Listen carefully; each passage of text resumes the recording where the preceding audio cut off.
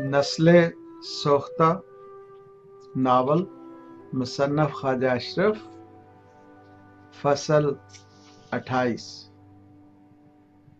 गांव वापस लौटने के बाद अली को शहर की मसरूफ जिंदगी से फुर्सत मिली तो उसने अपने लिए वाज़ेह प्लान ऑफ एक्शन बनाने के बारे में सोचो विचार शुरू कर दी।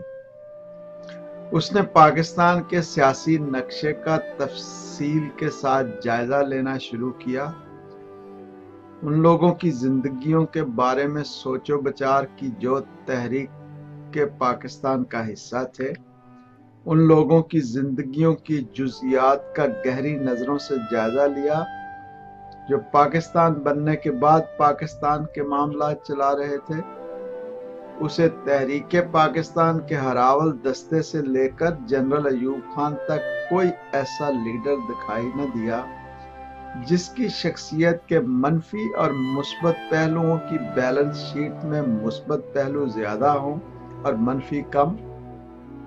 उसे लियाकत अली खान से लेकर जनरल अयूब तक किसी लीडर में अजमत की वो झलक दिखाई न दी जो इंसानों के जमे गफीर को ऐसी मनज़्ज़म और ताकतवर कौम में तब्दील कर देते हैं कि वो सदियों तक एक सेहतमंद कौम की तरह दुनिया में इज्जत और आबरू के साथ जिंदा रहते हैं। कायदे-आज़म मोहम्मद अली जिन्ना यकीनन एक बड़े लीडर थे। उन्होंने अपनी कायदाना सलाहियतों से पाकिस्तान तख्लीक किया, लेकिन उनकी जिंदगी ने वफा न की कि वो तामीर कौम का फरीजा सर अंजाम दे पाते। वो टीबी जैसे मूजी मर्ज में मुब्तला होने की वजह से पाकिस्तान को एक नौमौलूद बच्चे की तरह तन्हा छोड़कर फौत हो गए। उन्होंने एक काबिल वकील की तरह पाकिस्तान का मुकदमा लड़ा और जीता, लेकिन वो बरेसगीर में फैले मुख्तलिफ नस्लों, रंगों और ज़बानों के मुसलमानों को एक कौम बनाने से पहले चल बसे। पाकिस्तान में बसने वाले पठानों, पंजाबियों, सिंधियों, बलोचों और बंगालियों में वो दागे गायब रहे जो उनको सकाफती और लसानी तौर पर मुख्तलिफ होने के बावजूद एक कौम में तब्दील कर देते।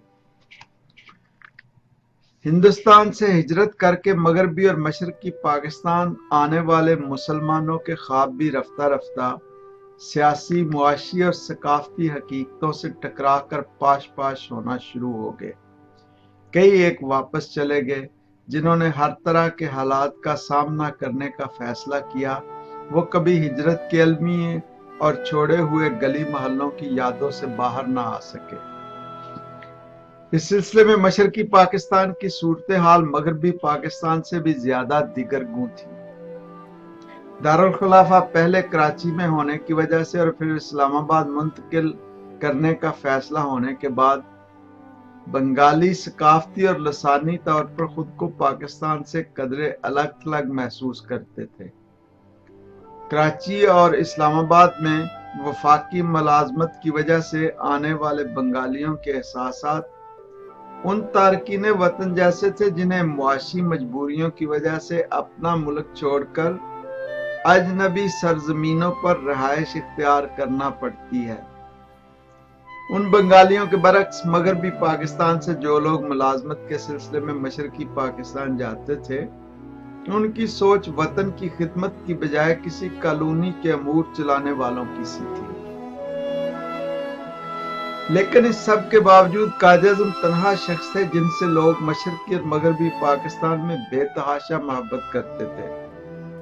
बरेसगीर के मुसलमानों ने जो मोहब्बत कायदे-आज़म को दी वो किसी और लीडर को उनकी जिंदगी में या उनके बाद मैसर न आ सकी। कायदे-आज़म के अलावा जितने लीडर थे उनकी लीडरशिप ज्यादातर इलाकाई बुनियादों तक महदूद थी। कायदे-आज़म के अलावा कोई लीडर सही मानों में इलाकाई, सकाफती और लसानी हदूद से ऊपर न उठ सका। यही वजह थी कि अली को कायदे-आज़म से बेपनाह मोहब्बत थी। पाकिस्तान की मखसूस सूरत हाल में कायदे-आज़म की वफात के बाद उनका कोई मतबादल कौम को मिल जाता तो शायद नौमौलूद मुल्क और कौम एक हकीकी मुल्क और कौम बनने के रास्ते पर चल निकलते।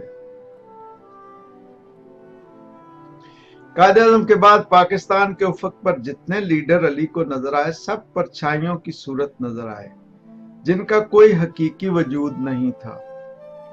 लियाकत अली खान से लेकर अयूब खान तक सब लीडर ऐसी परछाइयां थे जो पाकिस्तान के तूलो अर्ज में फैले मुख्तलिफ नौ लोगों को लट्ठा और मलेशिया तो पहनवा सकते थे, लेकिन उन्हें एक गुलदस्ता बनाने के लिए जिन अदारों की जरूरत थी उनकी तश्कील उनके बस की बात नहीं थी। अली ने बहुत गौर किया कि आखिर ऐसा क्यों था।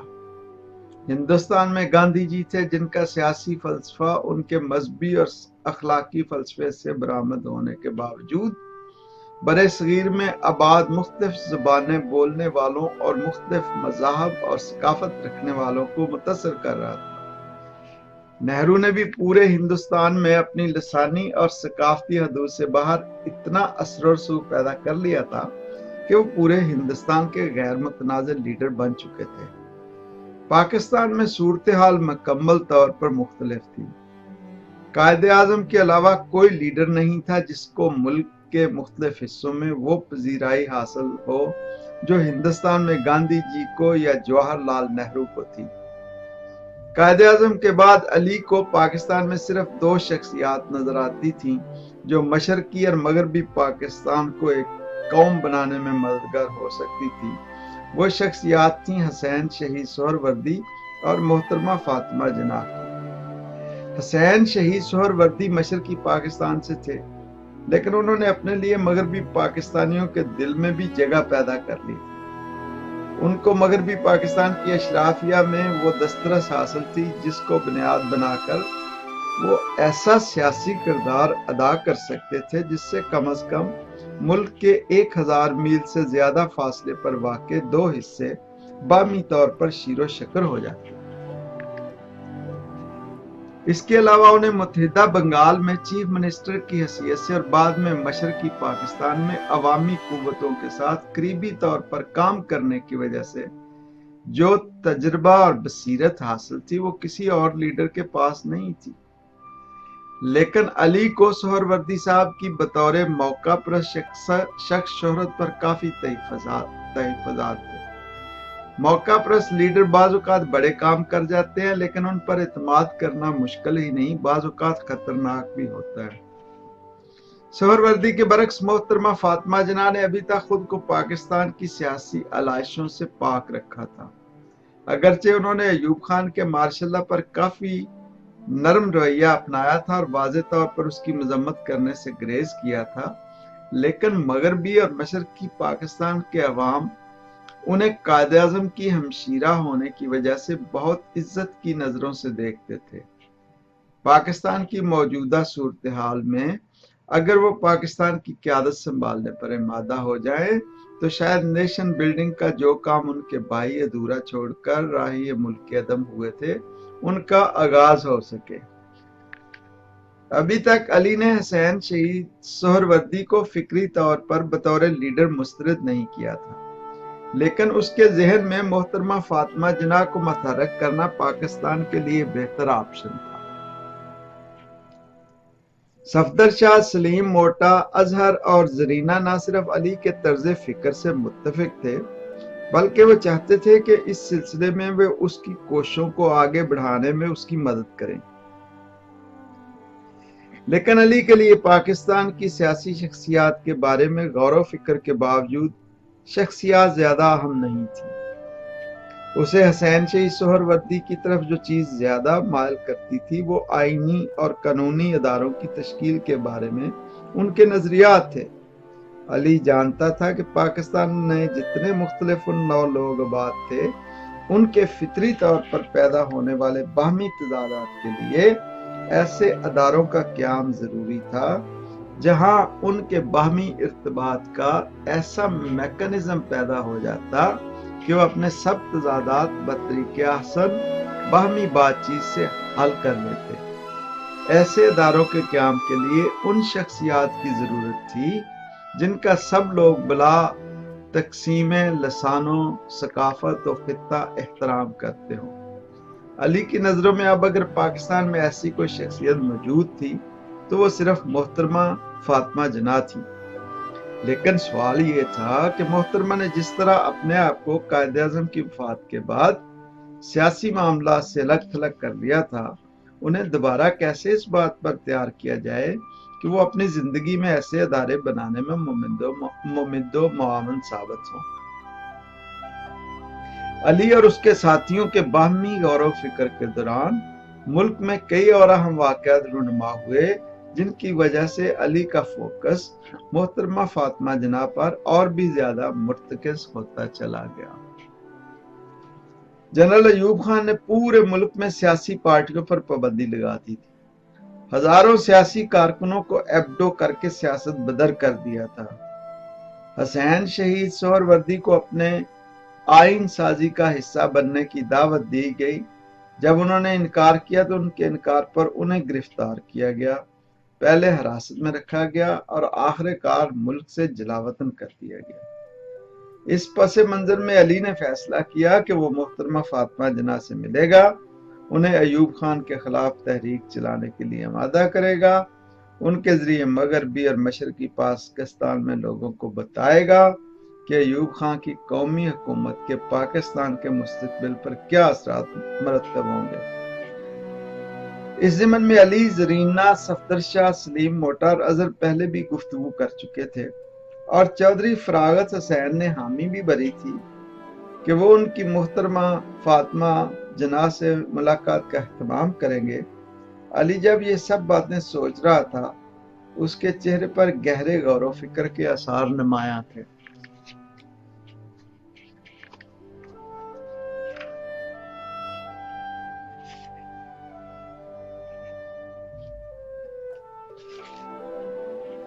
زرینہ نے علی کو اس طرح اپنی ذات میں گم دیکھا تو کہنے لگی کہ وہ پاکستان کے بارے میں اتنا متفکر کیوں رہتا ہے؟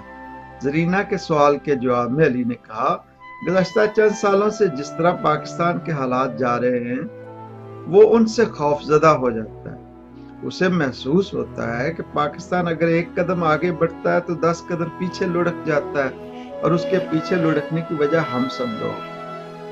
اسے محسوس ہوتا ہے کہ سب پاکستانی روز و شب بھاگ رہے ہیں، تگ و دو کر رہے ہیں کہ انہیں ہر صورت میں اس نوزائیدہ ملک کو ایک عظیم مملکت میں تبدیل کرنا ہے، لیکن ساری دوڑ دھوپ کے باوجود ان کے اختتام پر وہ 1 انچ آگے نہیں بڑھ پاتے۔ اسے اس بات پر دکھ نہیں ہوتا تھا کہ عام پاکستانیوں کو لٹھا بھی کوٹے سے فی گز فی خاندان کے حساب سے خریدنے کے لیے ملتا ہے، بلکہ دکھ اس بات پر ہوتا ہے کہ پاکستانی لیڈروں میں وہ ویژن موجود نہیں جو کسی ملک کو ایک عظیم ملک اور کسی قوم کو ایک عظیم قوم بناتی ہے۔ علی، جب تم پاکستان کو عظیم قوم بنانے کی بات کرتے ہو، اس سے تمہاری کیا مراد ہے؟ زرینہ نے سوال کے ذریعے علی کے تصور کو مزید مہمیز لگانے کی کوشش کی تو علی کے خیالات آبشار بن کر بہنے لگے۔ زرینہ جان، عظمت کے بارے میں روایتی تصور کا قائل نہیں۔ میں ان مسلمانوں کے فلسفہ حیات پر یقین نہیں رکھتا جن کے نزدیک عظمت کا مطلب سوائے کشور کشائی کے اور کچھ نہیں۔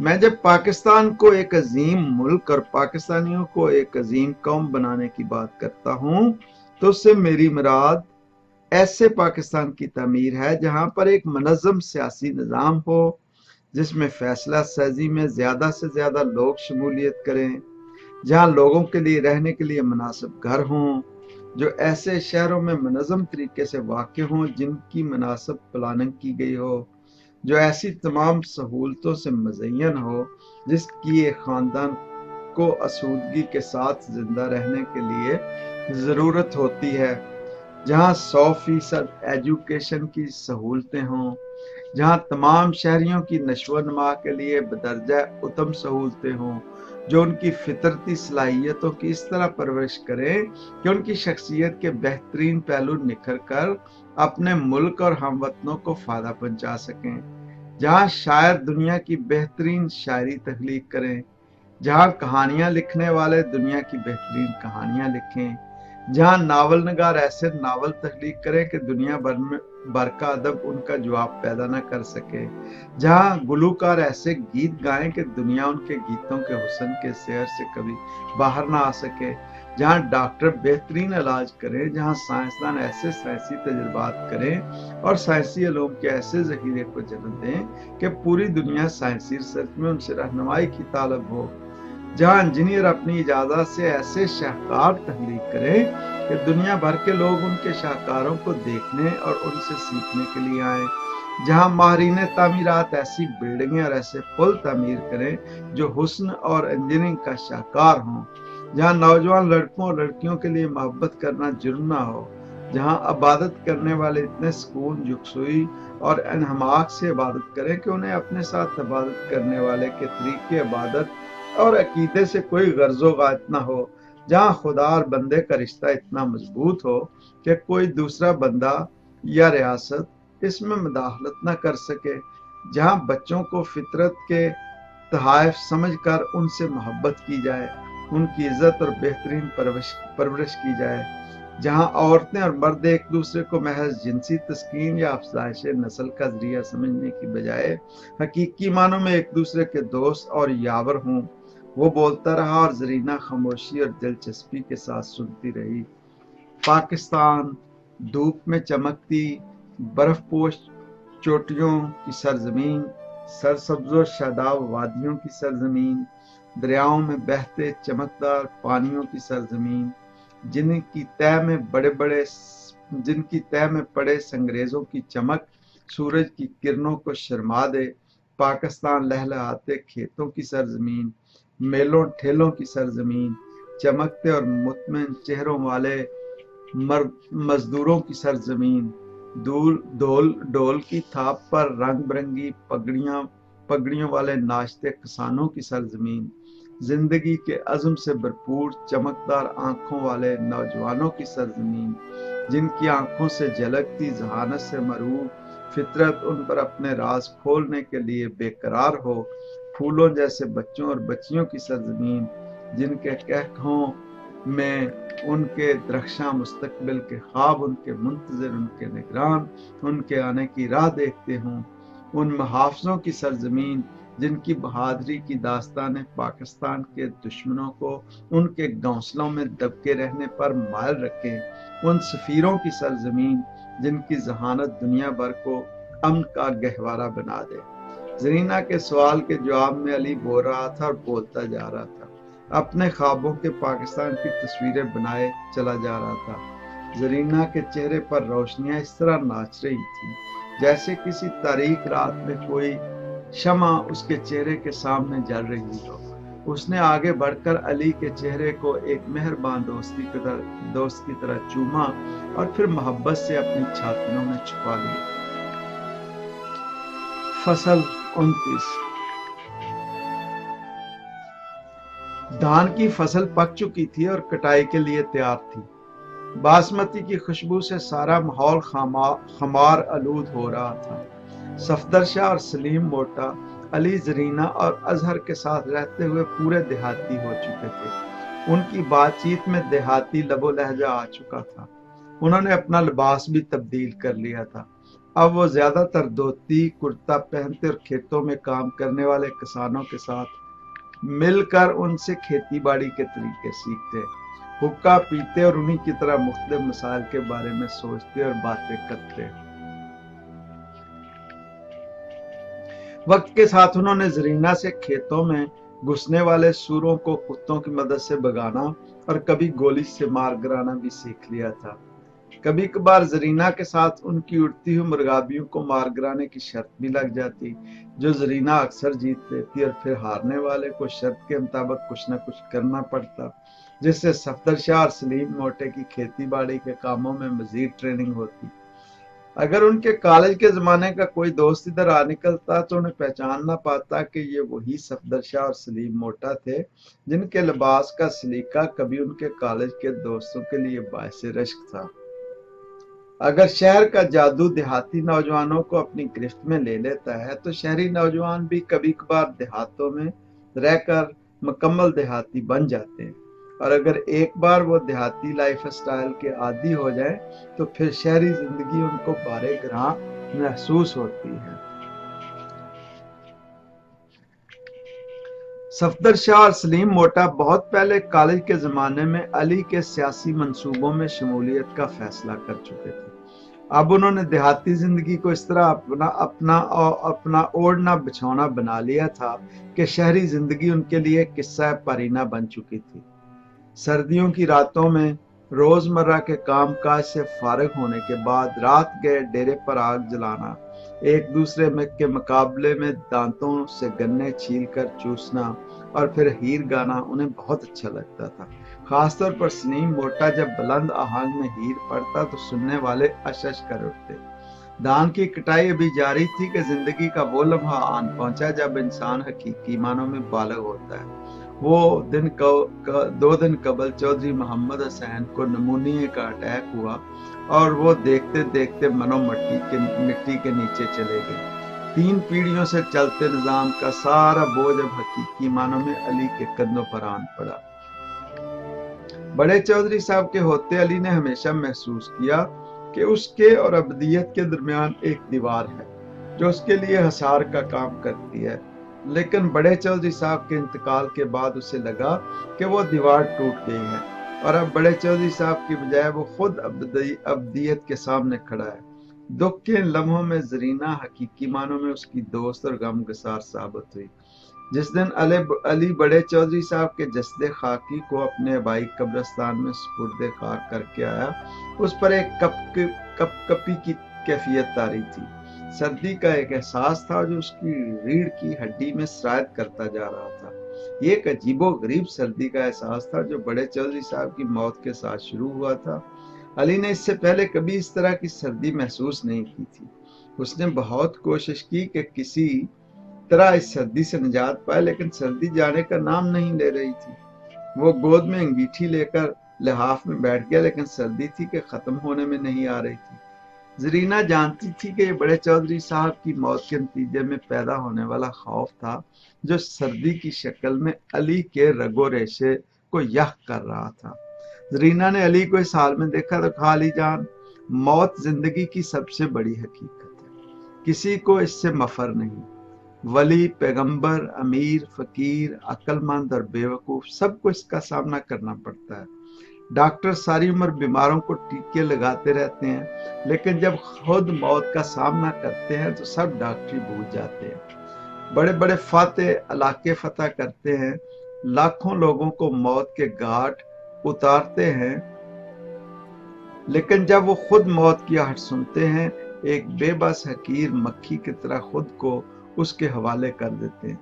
لیکن انسان ہونے کے ناطے ہمارا فرض ہے کہ ہم سیاہ رنگ موت سے خوفزدہ ہونے کی بجائے زندگی کے چراغ جلاتے چلے جائیں۔ آج بڑے چودھری صاحب نہیں رہے، لیکن وہ تمہاری شکل میں زندہ ہیں۔ کل ہم نہیں ہوں گے، لیکن ہم اپنے بچوں کی شکل میں زندہ رہیں گے، اور یہ سلسلہ وقت کے آخری لمحے تک اسی طرح چلتا رہے گا۔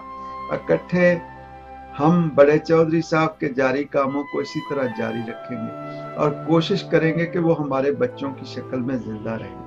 زرینہ کی باتوں سے علی کے جسم کی گہرائیوں میں سرایت کرتی ہوئی سردی میں کچھ کمی آئی۔ زرینہ نے لحاف سے انگیٹھی نکال کر ایک طرف رکھی اور خود اس کے ساتھ لپٹ کر لحاف میں لیٹ گئی۔ زرینہ کے جسمانی لمس سے علی فوراً موت کی لاش اور یخ وادیوں سے زندگی کے سبزہ زار میں واپس لوٹ آیا۔ بڑے چودھری صاحب کی موت ایک ناقابل تبدیل حقیقت تھی، لیکن زرینہ اور مستقبل میں زرینہ کے وجود سے جنم لینے والے بچوں کا تصور بھی ایک حقیقت تھا۔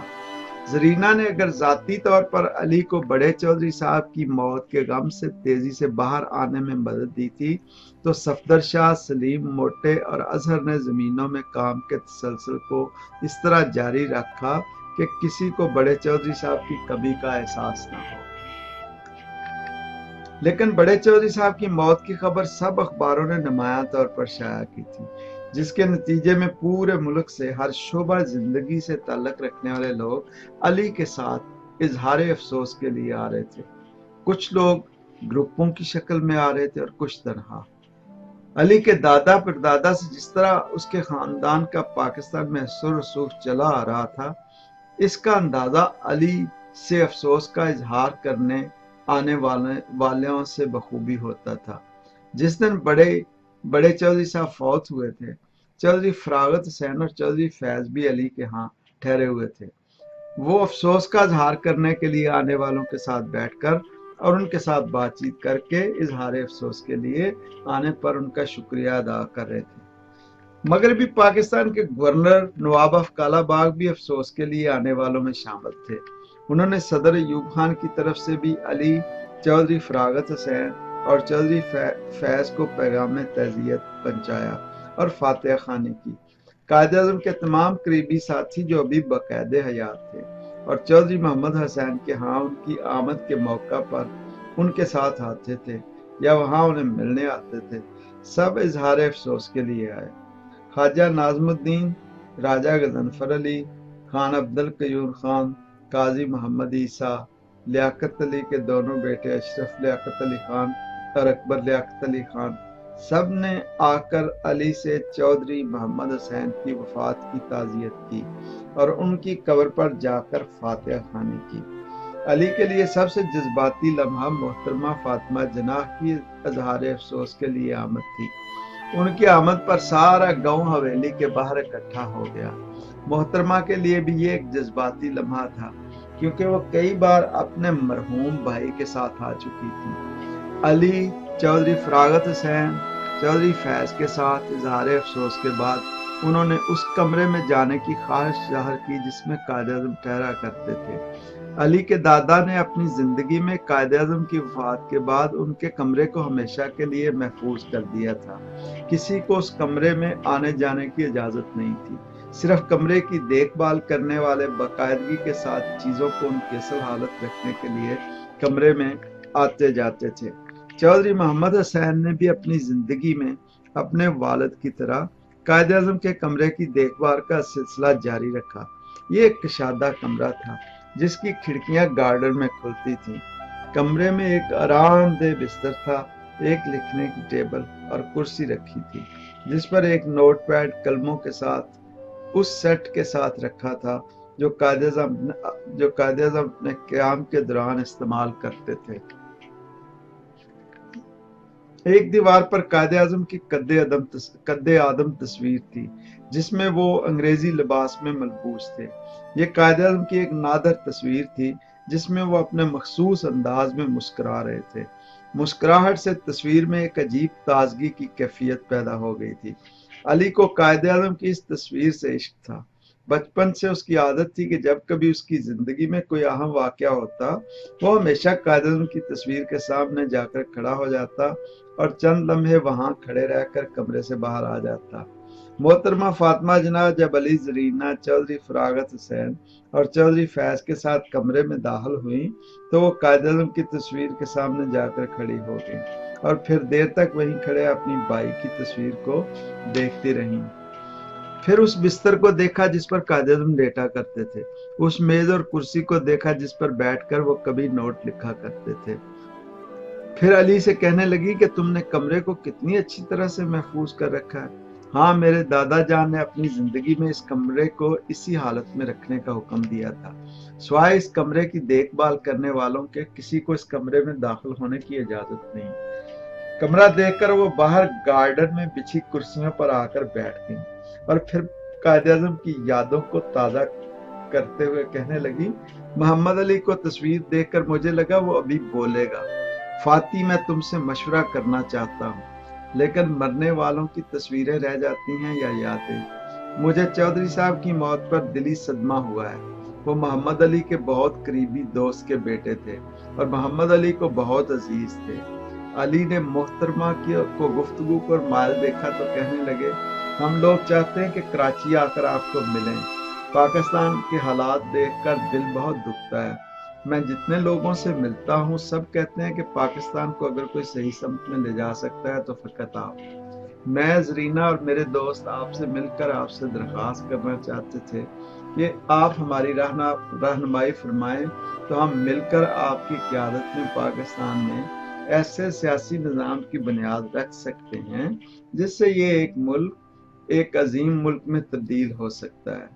ज़रीना कहने लगी, आप कायद-ए-आज़म की हमशीरा हैं और मगरबी और मशरकी पाकिस्तान के अवाम आपसे बेपनाह मोहब्बत करते हैं और आपका بہت زیادہ احترام کرتے ہیں۔ اگر آپ نے مغربی اور مشرقی پاکستان کے عوام کو پاکستان کے لیے کچھ کرنے کے لیے کہا تو وہ دل و جان سے آپ کی بات سنیں گے۔ محترمہ نے علی اور زرینہ کی بات پوری توجہ سے سنی اور پھر کہنے لگی، ہاں بے شمار لوگ مجھ سے یہی کہتے ہیں، میں ان خطوط پر کبھی کبھار سوچتی بھی ہوں۔ جنرل ایوب ایک ڈکٹیٹر ہے۔ محمد علی نے کبھی خواب میں بھی نہیں سوچا تھا کہ ایک فوجی ڈکٹیٹر اس کے ملک پر قابض ہو جائے گا۔ فوجیوں کو ہمیشہ اس نے ریاستی معاملات سے دور رہنے کے لیے ہدایت کی، لیکن آج یہاں سارے فیصلے ایک فوجی کر رہا ہے۔ تم لوگ جب چاہو مجھے ملنے کراچی آ سکتے ہو، بلکہ آؤ تو میرے ہاں ٹھہرو۔ میں تم سے وعدہ کرتی ہوں اگر میں نے کبھی کوئی سیاسی کردار ادا کرنے کے بارے میں سوچا تو تم میرے ہراول دستے میں شامل ہوگے۔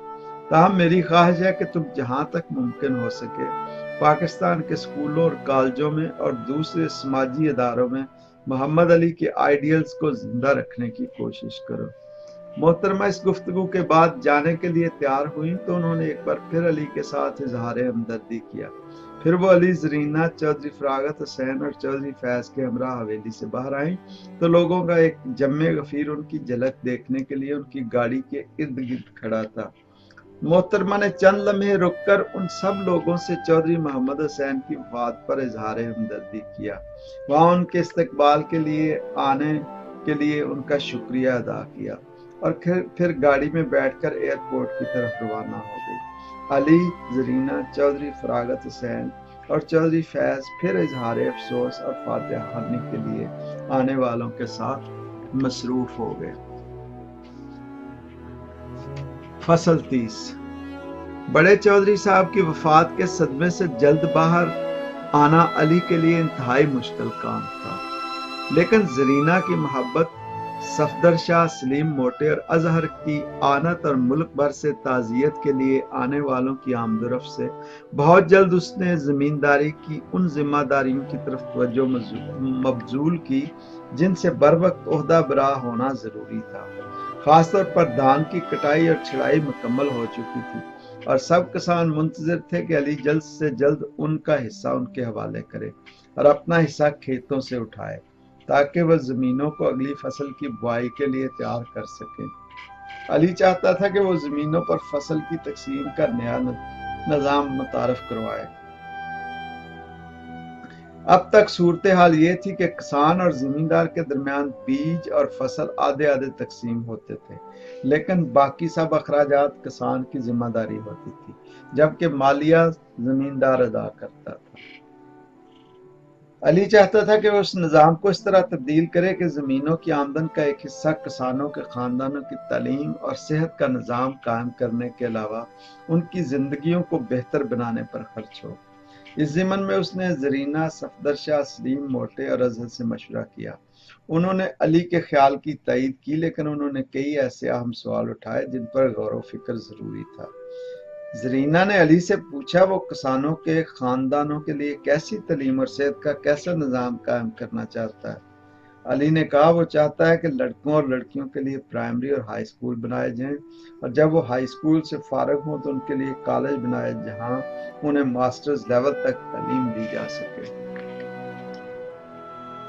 اس طرح صحت کے لیے ایک جدید ہسپتال قائم کرے جہاں کسان اور ان کے افراد خانہ روزمرہ کی معمولی بیماریوں سے لے کر پیچیدہ بیماریوں تک اپنا علاج کروا سکیں۔ تعلیم اور صحت کے نظام کی مزید وضاحت کرتے ہوئے اس نے کہا وہ چاہتا ہے ابتدائی طور پر جب ان 2 شعبوں کی بنیاد رکھی جا چکے تو اس کے بعد اگر اتنے فنڈز اکٹھے ہو جائیں کہ علاقے کی اجتماعی تعمیر و ترقی کے نئے منصوبے بنائے جا سکیں تو پھر فنڈز کو ان پر خرچ کیا جائے۔ اس طرح ہم پاکستان میں ایک ایسا ماڈل تیار کریں گے کہ باقی علاقے اس کی تقلید کر سکیں اور اسے بطور نظام اپنا سکیں۔ زرینہ نے علی سے مزید وضاحت چاہتے ہوئے کہا اس میں کسانوں کو کتنا حصہ ڈالنا ہوگا اور وہ خود اس میں کتنا حصہ ڈالے گا۔ اسی چیز پر ابھی میں اپنے ذہن میں غور و فکر کر رہا ہوں کہ اس سارے نظام کو کیسے مرتب کیا جائے۔ سلیم موٹے نے کہا یہ بہت سادہ بات ہے، کھیتوں سے ملنے والی تمام پیداوار کو اجتماعی پیداوار قرار دیا جائے اور پھر اپنی ضرورت کی پیداوار کے علاوہ باقی تمام پیداوار سے ہونے والی آمدن کو اجتماعی منصوبوں پر خرچ کر دیا جائے۔ صفدر شاہ نے کہا یہ اتنا سادہ معاملہ نہیں جتنا سادہ سلیم موٹا اسے بنا کر پیش کر رہا ہے۔ ہم اب کسانوں کے ساتھ دن رات زندگی گزارتے ہیں، ان کی کہانیاں سنتے ہیں، کھیتوں پر گزرتے ان کے شب و روز کا حال اپنی آنکھوں سے دیکھتے ہیں، ان کی بیوی اور بچوں کے بارے میں ان کے خیالات سنتے ہیں اور زندگی کے بارے میں ان کا نقطہ نظر جانتے ہیں۔ وہ بڑے چودھری صاحب کی بہت عزت کرتے تھے، لیکن انہیں احساس تھا کہ اس سارے نظام میں ان کا اپنا کچھ نہیں ہے۔ صفدر شاہ کی بات سن کر علی نے کہا اس کی سوچ کا مرکزی نقطہ بھی یہی ہے کہ کسانوں کا یہ احساس ختم کیا جائے کہ ان کا اپنا کچھ نہیں، اور ایسے کام کیے جائیں کہ ان کا احساس ہو کہ وہ یہ سب کچھ اپنے لیے، اپنے بیوی بچوں اور اپنی آئندہ آنے والی نسلوں کے لیے کر رہے ہیں۔ اور ایسا اسی وقت ہو سکتا ہے جب انہیں زمینداری کے بنیادی فیصلوں میں شامل کیا جائے، زمینوں کے حاصل کے اخراجات پر ان کی نظر ہو اور ان اخراجات کے نتیجے میں تعمیر پانے والے منصوبوں سے براہ راست انہیں اور ان کے خاندانوں کو فائدہ پہنچتا ہو۔ لیکن یہ سب کیسے ہوگا؟ اظہر نے پوچھا۔ اس کے دو طریقے ہیں، علی نے اظہر کے سوال کے وضاحت کرتے ہوئے کہا۔ ایک یہ کہ تمام کسانوں کو اس نئے نظام کے بارے میں بتا دیا جائے اور ان کی آمادگی کی صورت میں اس پر فوری عمل شروع کر دیا جائے، اور دوسرے رفتہ رفتہ پہلے اپنے حصے سے منصوبوں کے لیے فنڈز مختص کیے جائیں، اور جب کسانوں کو تعلیم اور صحت کے منصوبوں سے فائدہ پہنچنا شروع ہو تو پھر مرحلہ وار انہیں ان اجتماعی منصوبوں میں شامل کیا جائے۔ زرینہ نے کہا دوسرا طریقہ زیادہ بہتر ہے۔ لوگ زیادہ تر روایات کی پیروی کرتے ہیں، اس راستے پر چلنا پسند کرتے ہیں جس پر انہوں نے اپنے ماں باپ کو چلتے دیکھا ہوتا ہے۔ اچانک تبدیلی سے انہیں شاک لگتا ہے جسے وہ عموماً پسند نہیں کرتے، لیکن جب تبدیلی کے نتیجے میں ان کی زندگی میں بہتری پیدا ہوتی ہے تو وہ بآسانی روایتی راستہ چھوڑ کر نیا راستہ اپنا لیتے ہیں۔ اگر ہم فی الحال بڑے چودھری صاحب کے نظام کو اسی طرح چھوڑ دیں لیکن اپنے طور پر سکولوں، کالجوں اور ہسپتال کا کام شروع کر دیں اور بعد میں مرحلہ وار کسانوں کو اس پروگرام کا حصہ بنائیں تو زیادہ مناسب رہے گا۔ زرینہ جان، لیکن اگر لوگوں کی شمولیت کے بغیر ہم نے یہ پروگرام شروع کر دیا تو وہ اسے اپنا استحقاق سمجھ کر اس سے فائدہ اٹھائیں گے، لیکن عملاً اس کا حصہ نہیں بنیں گے۔ میں یہ چاہتا ہوں کہ جو بھی کام کیا جائے لوگوں کی شمولیت سے انہیں نفع و نقصان کا حصہ دار بنا کر کیا جائے، تاکہ انہیں اندازہ ہو کہ انہوں نے کس چیز کی قربانی دی ہے اور اس کے نتیجے میں انہیں کیا حاصل ہوا ہے۔ اس لیے میرا کہنا ہے کہ ہمیں تمام کسانوں کی میٹنگ بلانی چاہیے، پہلے ان سے ان کے خیالات سننے چاہیے، ان کے مسائل اور ان کا حل ان کی زبان سے سننا چاہیے، اور پھر اپنا پلان ان کے سامنے رکھنا چاہیے۔ اگر وہ پسند کرے تو اس پر عمل ہونا چاہیے، ورنہ موجودہ نظام کو جاری رکھنا چاہیے۔ علی کے جواب میں زرینہ نے کہا یہ خیال زیادہ بہتر ہے، ہمیں سب کسانوں کے ساتھ ایک میٹنگ کرنی چاہیے، ان سے کھیتوں سے ہٹ کر ان کی زندگیوں کے بارے میں جاننا چاہیے، ان کی خواہشات کی نوعیت سمجھنی چاہیے، ان کے خوابوں کا ادراک کرنا چاہیے، اور پھر انہی سے پوچھنا چاہیے کہ وہ کیا سمجھتے ہیں کہ ان کی زندگیوں کو بہتر کیسے بنایا جا سکتا ہے۔ علی اور زرینہ کی اس بات سے سب نے اتفاق کیا کہ جن لوگوں کی زندگیوں میں تبدیلی لانا مقصود ہے ان سے ضرور پوچھا جانا چاہیے آیا وہ اپنی زندگیوں میں تبدیلی لانا بھی چاہتے ہیں یا نہیں، اور پھر یہ بھی جاننا ضروری ہے کہ ان کا رد عمل کیا ہوگا، کیا وہ تبدیلی کے اس عمل میں حصہ دار بننا پسند کریں گے یا نہیں۔ علی کا رقبہ چھوٹا نہیں تھا، اس کی زمینوں پر کئی گاؤں آباد تھے جن میں بسنے والے لوگوں کی زندگیوں کا دارومدار براہ راست یا بالواسطہ اس کی زمینداری کے نظام سے وابستہ تھا۔ یہ بندوبست آج یا کل کی بات نہیں تھی، پشت در پشت کئی نسلوں سے یہ سلسلہ چلا آ رہا تھا۔ نہ جانے کتنے انسان اس نظام میں پیدا ہوئے اور مرے، لیکن یہ نظام چل رہا تھا۔ ایک اچھی یا بری بات اس نظام کے بارے میں یہ تھی کہ کئی پشتوں سے علی کے خاندان میں ایک ہی بیٹا پیدا ہوتا چلا آ رہا تھا، چنانچہ وہ خاصی ذمہ دارانہ زندگی گزارنے کے قائل تھے، اور ان میں سے دوسرے زمینداروں والی بات نہیں تھی۔ किसी को उनसे कोई ऐसी शिकायत नहीं थी जैसी कि दूसरे जिम्मेदारों के बारे में उनके रहमो करम पर जिंदगियां गुजारने वालों को होती हैं। अली के परदादा से लेकर अली तक सब शराफत के पुतले थे। वो अपने खेतों पर काम करने वाले किसानों के साथ अपने खानदान के अफराद की तरह बर्ताव करते थे, जिसके जवाब में वो भी उनके अपने बड़ों की तरह इज्जत करते थे। चौधरी मोहम्मद हुसैन की जिंदगी में उनके हर हर्फ की हर किसान ऐसे तौकीर करता था जैसे उसके किसी बुजुर्ग ने उसे हुक्म दिया हो। अली के साथ भी लोगों का रवैया ऐसा ही था। इस तरह की सूरत हाल में किसी ऐसी तब्दीली के बारे में सोचना एक ऐसा कदम था जिसके नताज गैर यकीनी तो थे ही, उनसे ऐसी अकाड़ पछाड़ भी हो सकती थी जिससे सब कुछ दरहम बरहम हो सकता था। उन एहसासात के साथ अली ने सलीम मोटे से कहा कि वो इस रकबे पर आबाद तमाम देहातियों में ढोल वाले को कहकर मनादी करा दे कि सब आइंदा इतवार के दिन उसके डेरे पर इकट्ठे हो जाएं, ताकि इन मामलों पर उनसे मशावरत की जा सके। अगर सबका इत्तेफाक हुआ तो हम इस मंसूबे पर अमल करेंगे, वरना लोगों की जिंदगी बेहतर बनाने के लिए कुछ और रास्ता ढूंढेंगे। शुक्रिया, और इसके साथ ही इजाजत। अगली किस्त के साथ दोबारा हाजिर होऊंगा।